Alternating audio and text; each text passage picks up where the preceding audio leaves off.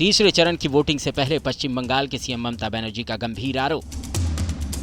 ममता बनर्जी ने वोटिंग के बाद ईवीएम बदलने का किया सनसनीखेज दावा।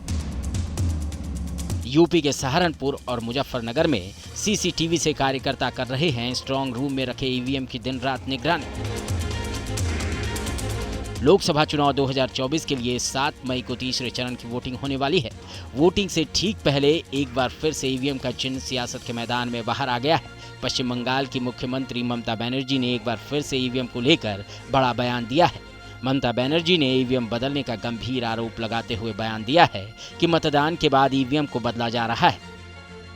लोकसभा चुनाव 2024 के पहले और दूसरे चरण में वोटिंग के बाद चुनाव आयोग के जारी आंकड़े में वोटिंग प्रतिशत में इजाफा होने पर मुर्शिदाबाद में चुनाव प्रचार के दौरान ममता बनर्जी ने निशाना साधा है।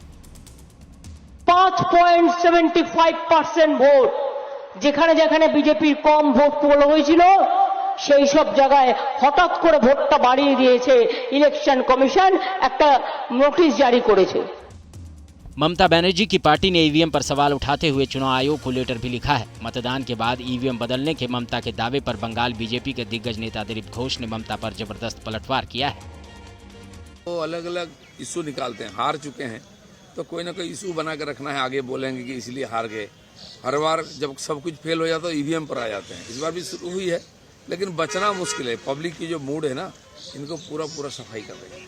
इससे पहले भी कांग्रेस के पूर्व अध्यक्ष राहुल गांधी, दिग्विजय सिंह से लेकर विरोधी दलों के नेता चुनाव में मिली हार का ठीकरा ईवीएम के सिर पर फोड़ते रहे हैं। मध्य प्रदेश के राजगढ़ सीट से नामांकन दाखिल करने के बाद दिग्विजय सिंह ने एक बार फिर से ईवीएम पर सवाल उठाया। मैं चाहता था मतदान बैलेट पेपर से हो, क्योंकि मुझे ईवीएम पर भरोसा नहीं है। लेकिन जब मुझे पता पड़ा कि माननीय चुनाव आयोग अगर 384 से ज्यादा भी होंगे तो वो एक कंट्रोल यूनिट और लगा के 24 और लगा देंगे, नागनी की 384 और फॉर्म भी भर दो तो वो ईवीएम से चुनाव कराएंगे। तो फिर इस बात पर जब जानकारी मिली तो मैंने पुनर्विचार किया और फिर कहा कि चलिए अब ईवीएम से संघर्ष करेंगे। यूपी में सियासी दलों के नेता और कार्यकर्ता 19 अप्रैल को हुई वोटिंग के बाद सीसीटीवी के जरिए ईवीएम की निगरानी में जुटे हैं। देखिए कैसे सहारनपुर के सेंट्रल वेयर हाउस और मुजफ्फरनगर के नवीन मंडी के स्ट्रांग रूम में रखे ईवीएम की निगरानी करने के लिए इंडिया गठबंधन और बहुजन समाज पार्टी के समर्थक किराए पर घर लेकर सीसीटीवी कैमरे लगाकर रात दिन नजर रख रहे हैं।